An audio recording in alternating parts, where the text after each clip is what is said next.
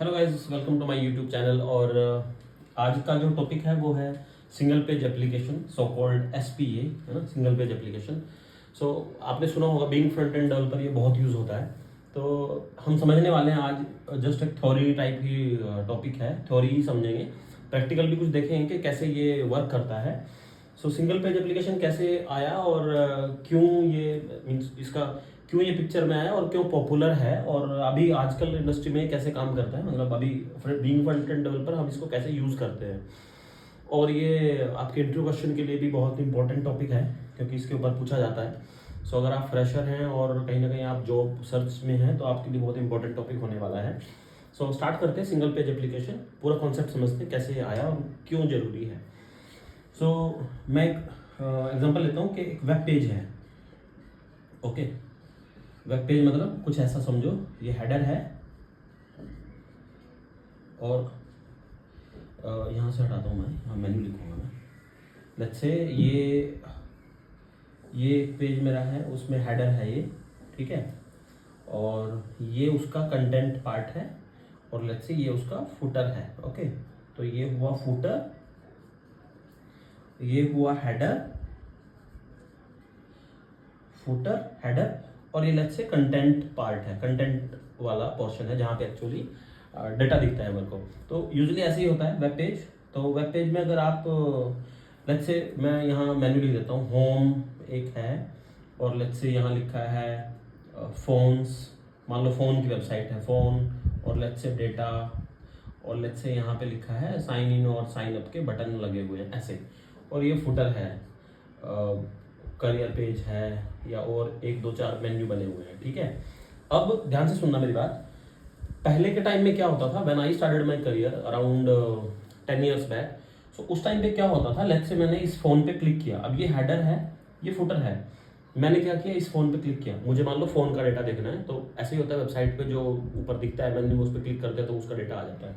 मैंने इस पर क्लिक किया, जब मैं इस पर क्लिक करूँगा तो क्या होगा, ये पूरा पेज घूमेगा। ये मेरा URL है, URL लेट्स से इसका नाम है phone.com, इसका पेज का नाम है phone.com, मतलब www.phone.com। ओके, ये एक वेबसाइट है मेरी। ओके, सो जब मैंने इस पे फ़ोन पे क्लिक किया तो होगा क्या, ये पूरा URL ऐसे घूमेगा, correct, you getting my point, मतलब वो रिफ्रेश होता है, पेज घूमेगा मतलब पेज रिफ्रेश होगा।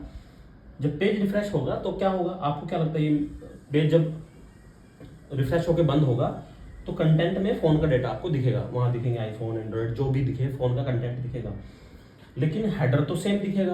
क्या लगता है हेडर बदल जाएगा? नहीं, हेडर तो सेम है। हेडर में still sign in sign up का बटन दिखेगा, होम दिखेगा, फ़ोन दिखेगा, डेटा दिखेगा, फूटर भी एज इट इज़ दिखेगा। तो यहाँ से एक बात समझना कि अब लेट्स से मैंने डेटा पे क्लिक किया कि मुझे डेटा के क्लाइंट दिखा दो, मैंने इस पर क्लिक किया, फिर पूरा पेज घूमा मेरा, है ना, 3-4 सेकंड में ये घूम के फ्री हुआ था, अब 3-4 सेकंड में ये घूम रहा है। तो 2 मेन्यू देखने के लिए मुझे 8-9 सेकंड लग गए, मेरा पेज घूमा, पूरा सर्वर पे लोड हुआ, ऐसे URL घूमे और मुझे कंटेंट दिखा। इस पूरे किस्से में, इस पूरी कहानी में वन थिंग टू ऑब्जर्व कि हेडर और फुटर सेम है, हम अननेसेसरली उसको घुमा रहे हैं। You getting my point? Means if I don't even if there's no difference in header and footer, header footer same ही आ रहा है, उस पर भी यही था, डेटा पे क्लिक किया तब भी यही था, फुटर भी यही था, तो हेडर फुटर को अननेसेसरली हर क्लिक पे घूमना पड़ रहा है। You getting my point? ये एक बहुत बड़ी बात है कि कंटेंट पार्ट ठीक है, मुझे लगता है कि पहले फ़ोन पे क्लिक किया तो फ़ोन का डेटा आना था, डेटा पे क्लिक किया तो इस डेटा के रिगार्डिंग कोई डेटा आना था। मैं यहाँ लेट्स से शॉप लिख देता हूँ, एक मेन्यू शॉप भी है, शॉप पे क्लिक किया तो लेट्स से मुझे यहाँ गारमेंट्स दिखते होंगे, कपड़ों की वेबसाइट होगी, वो दिखते होंगे, करेक्ट। मैं इस पर क्लिक कर रहा हूँ, कंटेंट बदलता है, दैट्स फाइन, वही मुझे चाहिए भी, लेकिन ये हेडर फुटर क्यों घूम रहे हैं अननेसेसरली? इसकी वजह से मान लो इसमें 20 मेन्यू हुए और इसमें भी 30 मेन्यू लिखे हैं फुटर में, तो वो तो अननेसेसरली घूम रहे हैं, उनको तो जरूरत ही नहीं था घूमने का, क्योंकि कंटेंट ही तो देखना था मुझे, ये क्यों घूमे जा रहे हैं? You getting my point? It means there is something that can be improved in a website. कुछ तो ऐसा था कि इम्प्रूव किया जा सकता था in order to make it कि भाई हेडर एज इट इज जब चेंज हो ही नहीं रहा तो ऐसे ही पड़ा रहना, तो इसको क्यों घुमा रहे हो, फिर फुटर को भी क्यों घुमा रहे हो, फुटर को भी ऐसे पड़ा रहने दो। तो वहाँ से एक टर्म का इजाद हुआ, या नई टर्म एक पिक्चर में आई, या नई टर्म जो बहुत पावरफुल एक चीज़ थी, एजेक्स का जन्म हुआ। एजेक्स एजेक्स पे हम एक लंबा टॉपिक भी बना लेंगे, एजेक्स का जन्म हुआ। तो एजेक्स जावास्क्रिप्ट में बहुत मतलब पहले, अब एजेक्स बहुत सारे वर्जन बन गए हैं। Version in the sense, version मैं ऐसे बोल रहा हूँ कि आज भी एजेक्स ही है वो, लेकिन उसके फॉर्म्स बदल गए। जावास्क्रिप्ट में एजेक्स थी, जेक्वेरी में भी उसका नाम एजेक्स था, अब रिएक्ट आ गया, एंगुलर आ गया, तो वो नए नए नाम से आने लगे कि डेटा पोस्ट कर दो, कंटेंट ले आओ। अब उसके बहुत सारे मतलब इतना सारा वो अब फाइन ट्यून की तरफ चला गया है कि बहुत सारी चीज़ें उसमें चेंज हो गई हैं। बट एजेक्स जब आई तो एजेक्स ने क्या पॉसिबल किया कि आपको जितना पोर्शन अब चाहिए कि अपडेट होके आए, बस उतना ही पोर्शन अपडेट होके आएगा।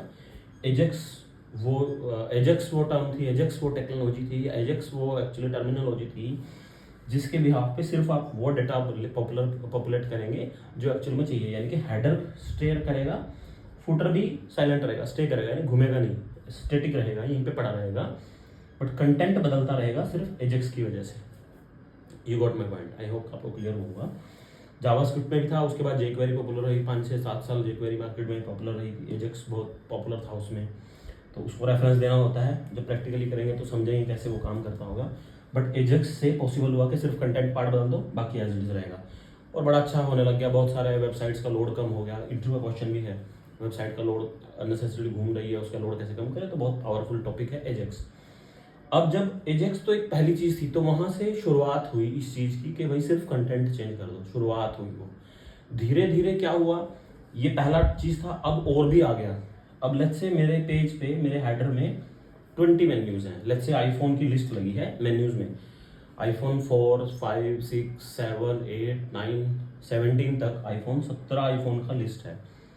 अब लेट्स से मैंने क्या किया कि बार बार कंटेंट बदलना है ना, तो 17 बार तो फिर भी कंटेंट को बदलना पड़ा। कंटेंट बदलने में भी प्रॉब्लम हो रहा था, क्योंकि अब 17 बार ऊपर है, नीचे फुटर में भी 8, 10, 20 मेन्यू होंगे, तब भी वो था कि उसको भी बदलना पड़ रहा था। तो धीरे धीरे सिंगल पेज एप्लीकेशन आने लग गया। सिंगल पेज एप्लीकेशन मतलब कुछ भी करके, कितना भी आप इसको ठीक कर रहे थे, कितना भी आप इसका अवॉइड कर रहे थे रिफ्रेशमेंट को, स्टिल 8, 10, 20 बारी तो मेन्यू वेबसाइट आपकी स्टिल घूमती थी। करेक्ट। सो सिंगल पेज एप्लीकेशन ने अब क्या किया कि अब ये यूआरएल बदलेगा ही नहीं, यूआरएल हमेशा ऐसा ही रहेगा, यूआरएल बिल्कुल ही नहीं बदलेगा, यूआरएल वहीं का वहीं रहेगा। और सिंगल पेज एप्लीकेशन का मतलब है कि सिर्फ कंटेंट पार्ट धीरे धीरे बदलता रहेगा, प्रॉपर कंट्रोल आ गए उसके, फॉर्म्स आ गए उसके, और उस पर और बहुत सारी प्रॉब्लम हुई। जैसे डेटाबेस से डेटा कैसे आएगा, क्योंकि रिफ्रेश होता था तो डेटाबेस से डेटा भी आता था, तो अब डेटा कैसे आएगा, तो वो बहुत सारी चीज़ें पीछे स्टार्ट हुई।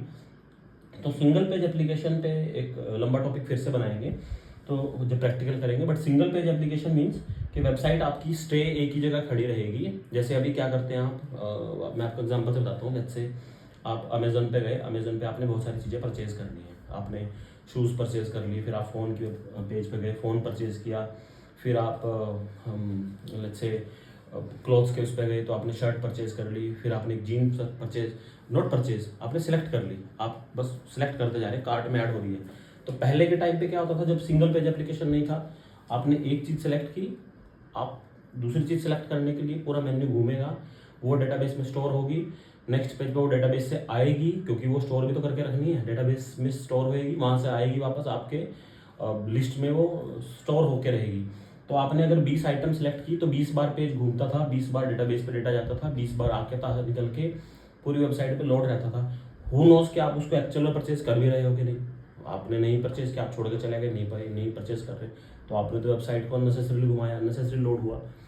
तो दैट्स व्हाट के एसपी इतना पॉपुलर हो गया कि अब सिंगल पेज एप्लीकेशन मतलब फ्रंट एंड पे ही वो 20 की 20 आइटम आपकी स्टोर रहेंगी यहीं पे, कुछ डेटाबेस पे नहीं जा रहा। इन द लास्ट जब आप एक्चुअल में बाय कर रहे हैं, या आप आइडल हो गया, यानी कि आप उस पर कुछ नहीं कर रहे, वो आइडियल स्क्रीन होगी, 10 मिनट तक पेज ऐसे ही खड़ा है, आप कुछ कर नहीं रहे, तो एक्टिविटी का एक पॉपअप आएगा, are you going to buy this, और you will end up losing everything, और जस्ट वो कार्ट में ऐड हो जाएगा बाय डिफॉल्ट। मतलब 10-15 मिनट तक वेट करके वो एक बार डेटाबेस में डेटा भेज देंगे और आपके कार्ट में सेव हो जाएगा। These all things possible via single page application, यानी कि अब सबका सब डेटा फ्रंट एंड पे ही यहीं पे मैनेज है, कुछ डेटाबेस तक धीरे धीरे नहीं पहुंचा रहे हम, यहीं पे सब मेंटेन है। वन टाइम पे जब हम आपको जब लगता है कि हाँ चलो अब स्टोर करना है डेटा या इसको एक्चुअल में बाय करना है, तब हम उसको देख रहे हैं। सो ये थ्रू आउट ऑल टॉपिक है जो कि सिंगल पेज एप्लीकेशन के अंदर आता है। मेजरली फ्रंट एंड डेवलपर, इस पर बहुत सारा काम रहता है फ्रंट एंड डेवलपर को। तो अगर आप फ्रंट एंड डेवलपर में हैं, डेवलपमेंट में है, तो सिंगल पेज एप्लीकेशन आपके लिए बहुत इंपॉर्टेंट टॉपिक है। आई होप आपको समझ आया होगा। प्लीज़ कमेंट में मेंशन कीजिएगा। Subscribe my channel and like my video. Thank you so much.